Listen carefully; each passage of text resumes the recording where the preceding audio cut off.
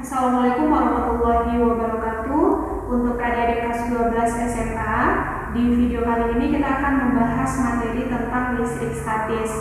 Jadi dalam video ini kita akan membahas 3 poin, yaitu tentang gaya listrik, kemudian medan listrik, dan penjumlahan vektor yang berlaku dalam bahasan gaya listrik dan medan listrik tersebut. Nah, apa saja sih hal-hal yang mesti adik-adik pahami dalam poin ini atau dalam materi ini? Sekarang kita langsung lihat ke materi ini. Oke, sekarang kita langsung lihat ke poin yang pertama ya. Poin yang pertama yaitu tentang gaya listrik. Ingat kembali, gaya listrik ini bisa kita artikan sebagai gaya interaksi yang dihasilkan oleh beberapa buah muatan listrik. Jadi ini bisa kita artikan sebagai gaya interaksi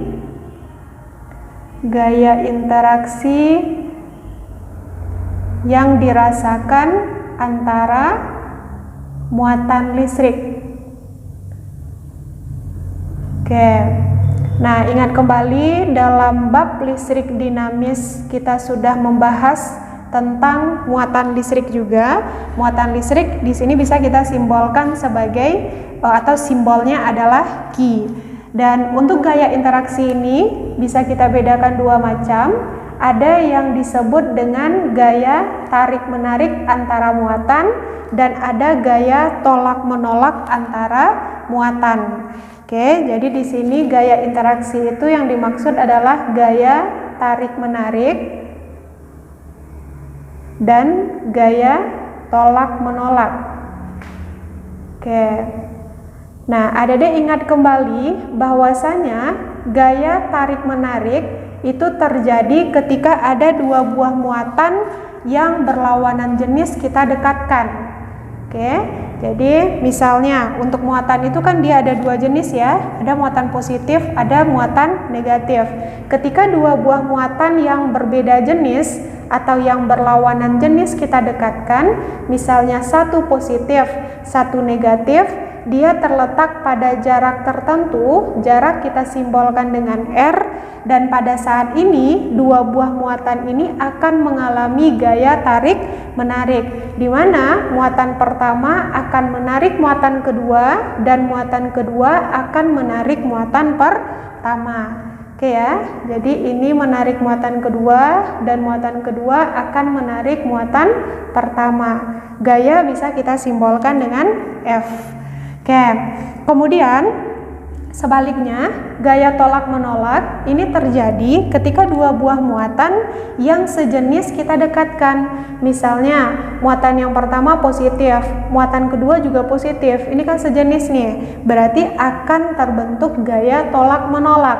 Muatan pertama menolak muatan kedua dan muatan kedua juga akan menolak muatan pertama. Oke, ini misalnya Q2 dia terletak pada jarak R. Ini ada jaraknya ya, R. Kemudian dia akan mengalami gaya tolak menolak sebesar F. Nah, itu yang harus adik-adik pahami atau adik-adik ingat, bahwasanya gaya tarik menarik itu terjadi ketika ada dua muatan yang berlawanan jenis. Jadi Q-nya berlawanan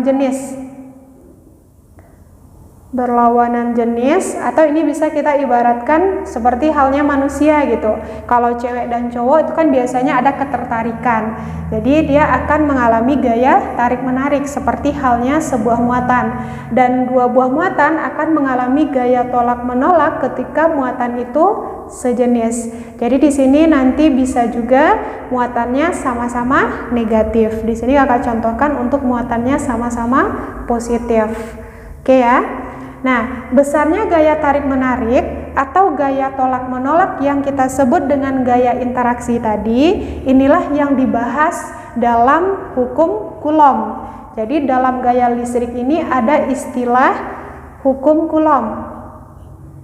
Oke, Coulomb ini merupakan ahli fisika.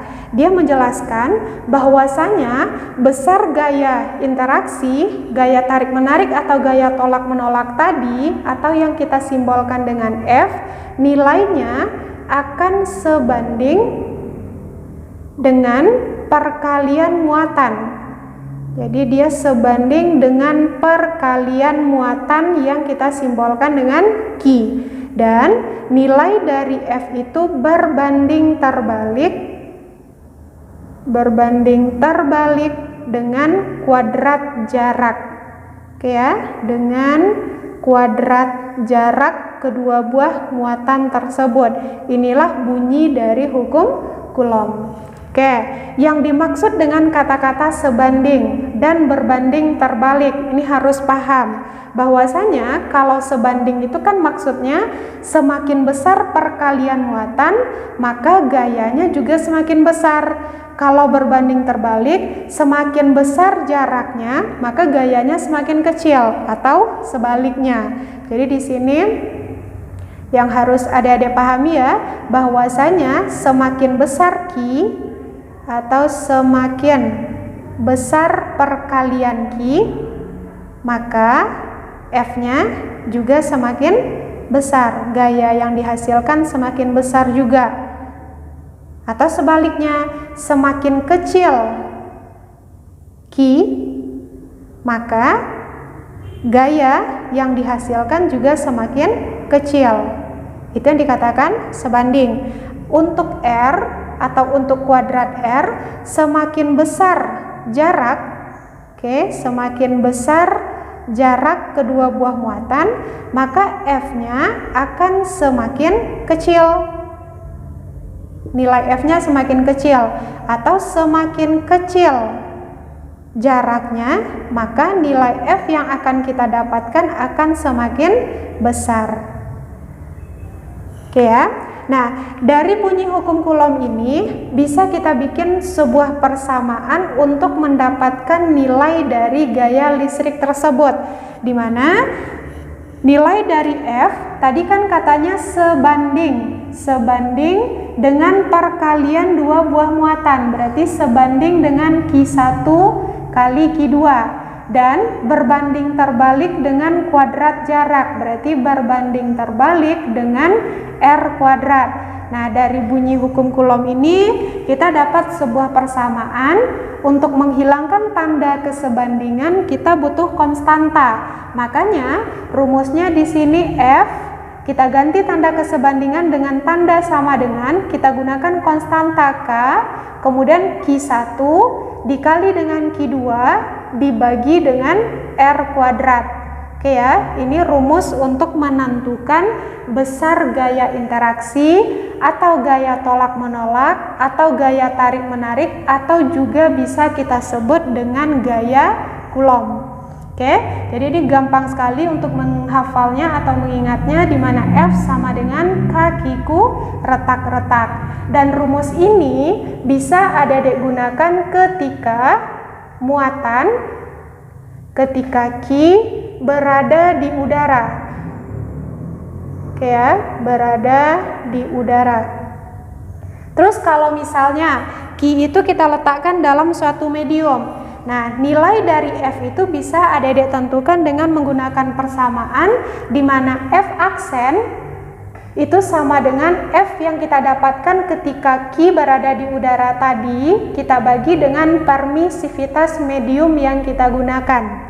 Oke ya, jadi F aksen sama dengan F per epsilon R. Rumus ini kita gunakan ketika muatan berada dalam suatu medium. Ketika Q berada dalam suatu medium. Oke, ini yang harus dibedakan. Ada ketika Q itu di udara dan ada ketika Q itu berada dalam suatu medium. Nah, biar adik-adik enggak lupa nanti untuk keterangan variabel, di sini kita bikinkan keterangannya. Nah, K ini konstanta tadi ya, di mana nilai K itu 9 kali 10 pangkat 9 Newton meter kuadrat per Coulomb kuadrat. Kemudian Q ini simbol untuk muatan listrik. Kalau Q1 berarti itu muatan listrik yang pertama. Kalau Q2 berarti muatan listrik yang kedua. Dan untuk Q ini satuannya adalah Coulomb. Kemudian R ini adalah jarak. jarak satuan SI-nya adalah meter. Kemudian F ini adalah gaya listrik atau bisa juga kita sebut dengan gaya tarik menarik, gaya tolak menolak, atau bisa juga kita sebut dengan gaya Coulomb. Sama aja ya, ketika Q di udara. Oke, satuannya adalah Newton. Semua gaya satuannya Newton. Sedangkan F aksen ini adalah gaya listrik atau gaya Coulomb ketika Q berada dalam suatu medium. Mediumnya biasanya ditetapkan di soal. Satuannya juga Newton. Dan epsilon R ini adalah permisivitas dari medium yang digunakan. Oke, permisivitas medium atau konstanta dari medium yang digunakan, dan biasanya juga diketahui di soal. Dan untuk hal yang harus Adik-adik ingat kembali, bahwasanya untuk nilai muatan ini biasanya di soal ada juga disajikan dalam satuan mikrokulom atau milikulom. Jadi tugas Adik-adik harus mengubah satuan muatan. Ini jangan lupa ya, konversi satuan Q. Oke, dimana untuk satuan SI-nya kan Coulomb. Nah, bisa kita bikin tangga satuan, ada Coulomb, kemudian ada milikulom, dan ada mikrokulom. Jadi ada Coulomb, milikulom, kemudian ada mikrokulom, dan satu lagi ada nanokulom. Oke, nanokulom kita simbolkan dengan N kecil c. Satu tangga itu nilainya adalah 1000. Atau 10 pangkat 3. Oke, ini 1000, 1000, pokoknya satu tangga itu nilainya adalah 1000. Dan seperti biasa, kalau kita mau ngubah dari atas ke bawah berarti kita kalikan, tapi kalau dari bawah ke atas kita bagi. Oke, ini untuk konversi satuan muatan. Nah, untuk gaya listrik ini atau yang kita simbolkan dengan F tadi, dia merupakan besaran vektor ya. Jadi gaya listrik ini merupakan besaran vektor. Ada diingat kembali bahwasanya besaran vektor itu adalah besaran yang memiliki nilai juga memiliki arah. Dan untuk menentukan nilainya tadi bisa kita gunakan rumus kakiku retak-retak. Dan untuk menentukan arahnya ini tergantung kalau dia punya muatan yang sejenis berarti dia tolak menolak, dan kalau dia berlawanan jenis berarti dia akan membentuk gaya tarik menarik. Dan hal yang harus ada diingat dalam penyelesaian soal, karena gaya listrik merupakan besaran vektor, maka tanda positif dan negatif yang dimiliki oleh muatan pada Q ini tidak kita masukkan dalam perhitungan. Tidak dimasukkan dalam perhitungan. Oke ya. Nah, kenapa nggak kita masukkan dalam perhitungan? Karena tanda positif dan negatif yang dimiliki oleh muatan ini sudah kita gunakan untuk penentuan arah dari gaya listrik. Oke, sekarang kita lanjutkan untuk poin yang kedua ya, yaitu tentang medan listrik. Jadi medan listrik ini paling gampang untuk mengingatnya. Medan itu merupakan nama daerah. Jadi untuk medan listrik itu sendiri bisa kita artikan sebagai daerah yang berada di sekitar muatan. Oke ya, di sekitar Q yang masih merasakan pengaruh dari gaya listrik. Oke, yang masih merasakan pengaruh dari gaya listrik atau yang kita simbolkan dengan F tadi. Oke, jadi kata kuncinya untuk medan listrik itu adalah daerah yang berada di sekitar muatan listrik. Nah, jadi intinya setiap muatan listrik pasti menghasilkan medan listrik. Dan untuk medan listrik ini sendiri, dia juga merupakan besaran fisika dan punya simbol. Untuk simbol dari medan listrik bisa kita simbolkan dengan E besar. Dan medan listrik ini merupakan besaran vektor juga. Oke ya, jadi dia merupakan besaran vektor yang punya nilai juga punya arah. Oke, bagaimana cara menentukan besar dari medan listrik? Untuk menentukan besar dari medan listrik ini bisa kita kaitkan dengan gaya listrik, di mana nilai E itu sama dengan gaya listrik per muatan uji yang kita gunakan. Muatan uji itu bisa kita simbolkan dengan Q atau Q0 juga boleh. Dan kalau ada di substitusi nilai F tadi kan rumusnya kakiku retak-retak, dibagi dengan Q, otomatis nilai E itu akan menjadi K dikali Q per R kuadrat. Nah, Q di sini Q yang mana? Q1 atau Q2? Tergantung nanti mana yang menjadi muatan uji. Oke ya. Nah, kemudian untuk menentukan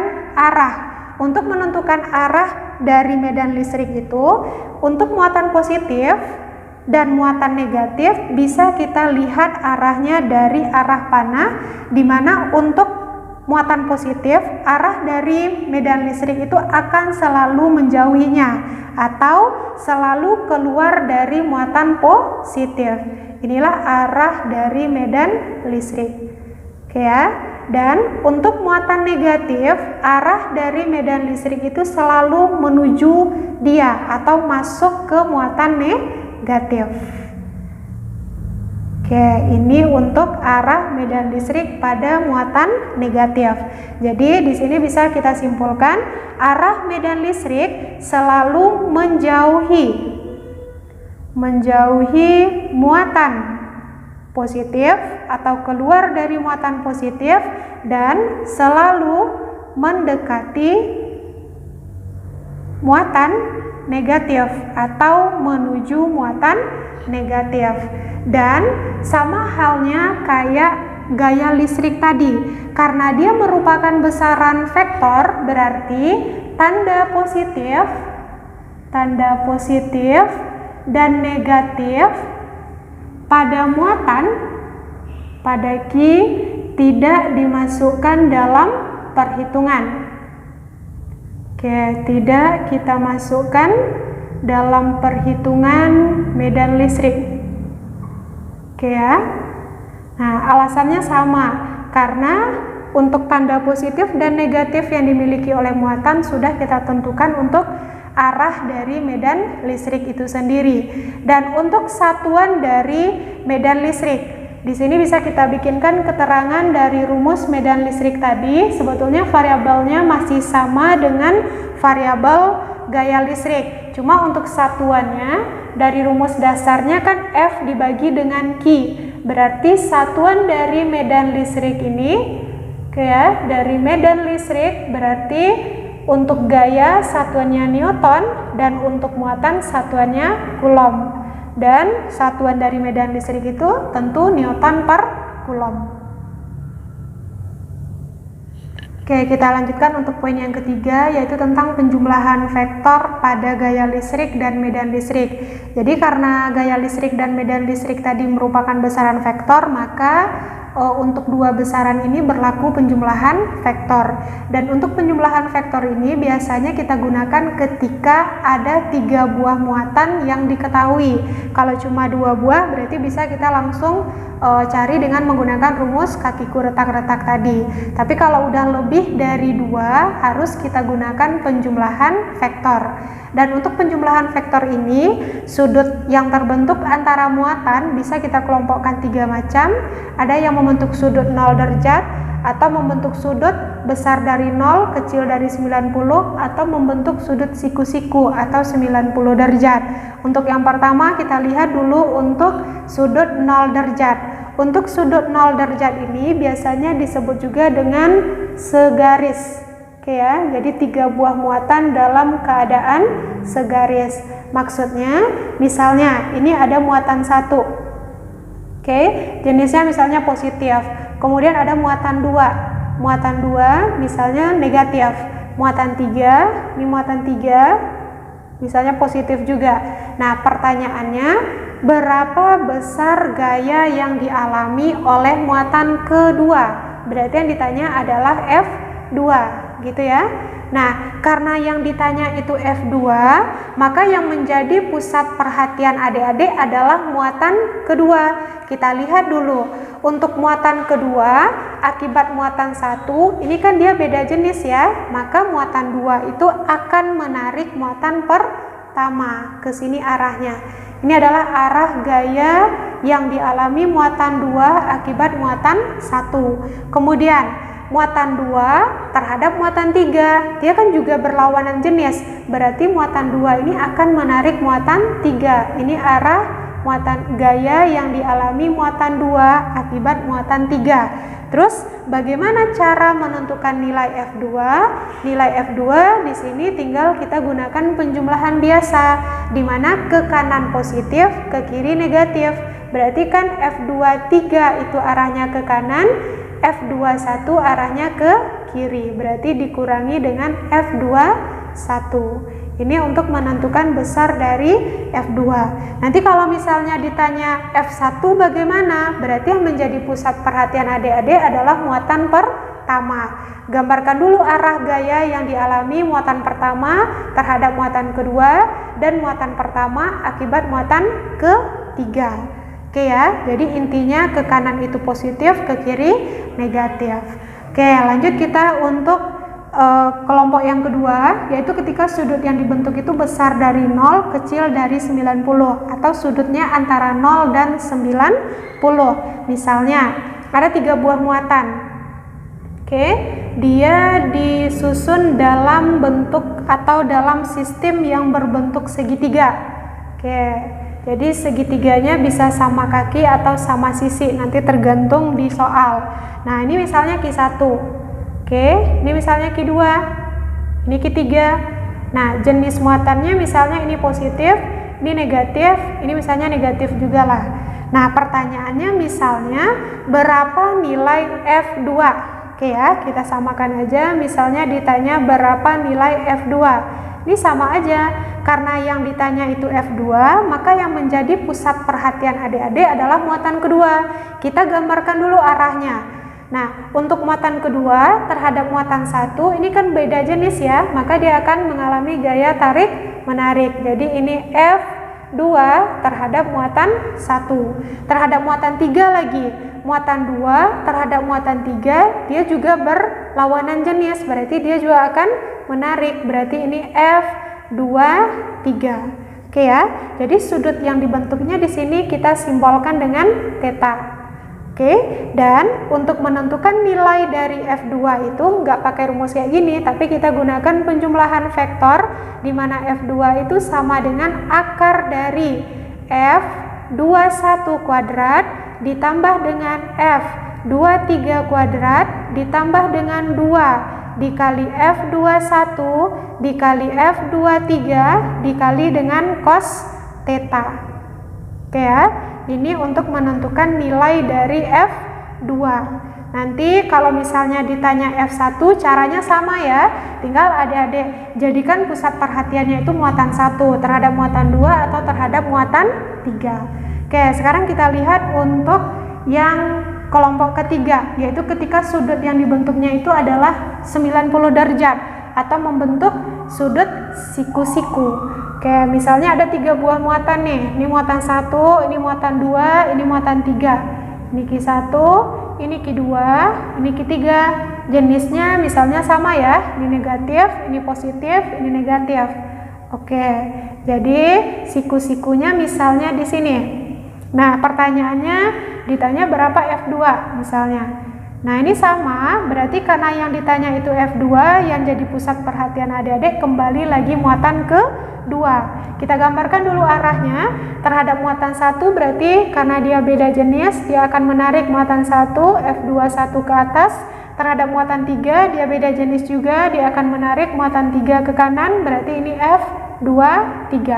Membentuk sudut 90. Ini sebetulnya rumus untuk menentukan F2 ini sama dengan rumus untuk sudut yang terletak antara 0 dan 90. Tapi karena cos 90 itu 0, 0 dikali bilangan berarti nilai ini akan sama dengan 0. Otomatis nilai dari F2 itu F2 sama dengan akar dari F21, oke.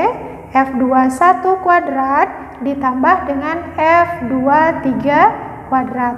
Oke, perkalian penjumlahan yang di sini sama dengan 0 karena cos 90 itu sama dengan 0. Oke ya, adik-adik, itu perbedaannya dalam penggunaan penjumlahan vektor. Dan cara ini juga berlaku untuk medan listrik. Jadi hal yang sama juga berlaku untuk medan listrik atau untuk E. Oke ya, nanti kan tinggal diubah simbolnya dari F ke E.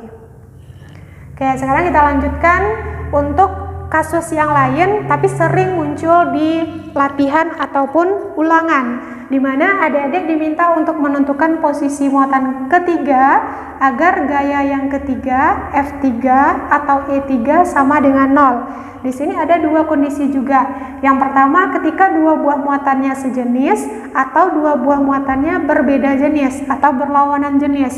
Yang pertama kita lihat dulu untuk dua muatan yang sejenis. Misalnya muatan satunya positif, muatan duanya juga positif. Pertanyaannya, di mana posisi muatan 3 agar F3 atau E3-nya bernilai 0? Jadi pertanyaannya, di mana posisi Q3 agar F3 atau E3-nya sama dengan 0. Nah, kalau dia muatannya sejenis, ini supaya adik-adik gampang dalam penyelesaian soalnya, posisi muatan ketiga itu pasti terletak di antara muatan 1 dan muatan 2, nggak di tengah-tengah ya, kecuali kalau muatan 1 dan muatan 2 ini besarnya sama. Tapi kalau misalnya muatan 1 dan muatan 2 ini nilainya berbeda, posisi Q3 itu di antara mereka berdua. Misalnya di sini. Oke, ini posisi Q3. Bisa ya?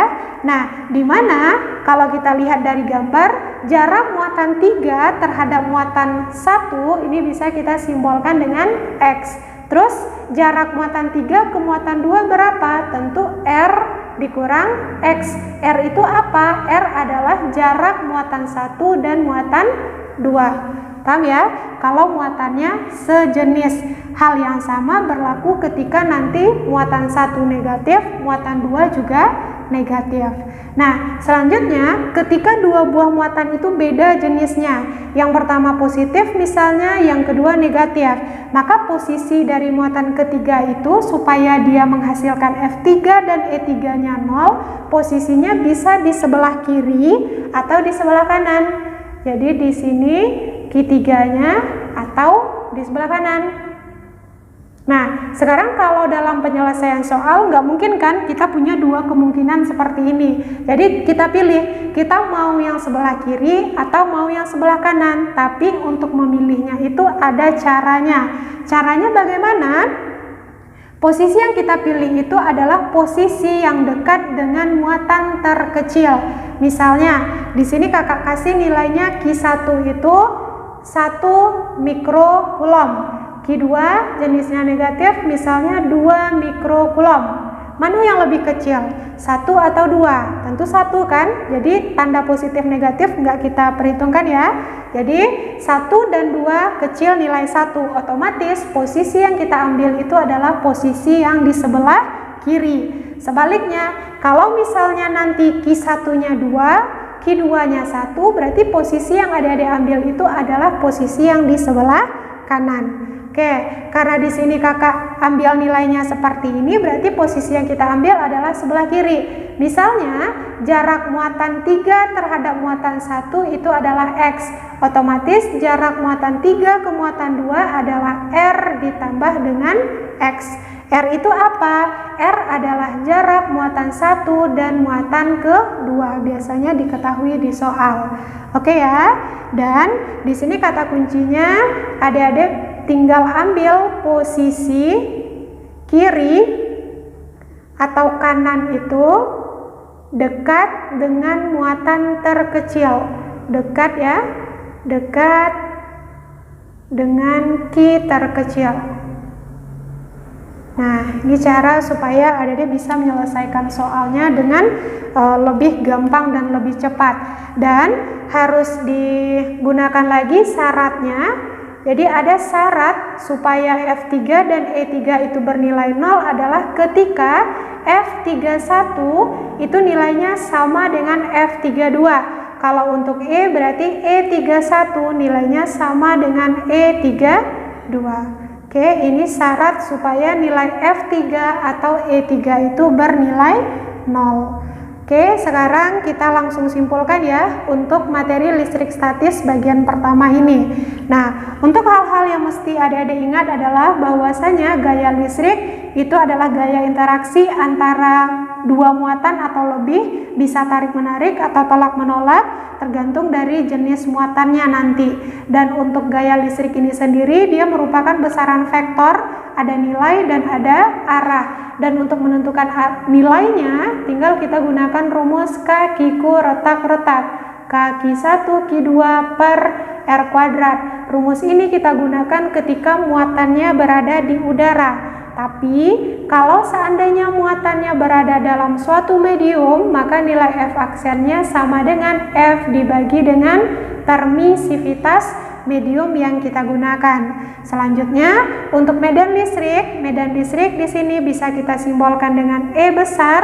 E itu nilainya adalah gaya listrik per muatan uji, atau nilainya sama dengan K dikali Q per R kuadrat.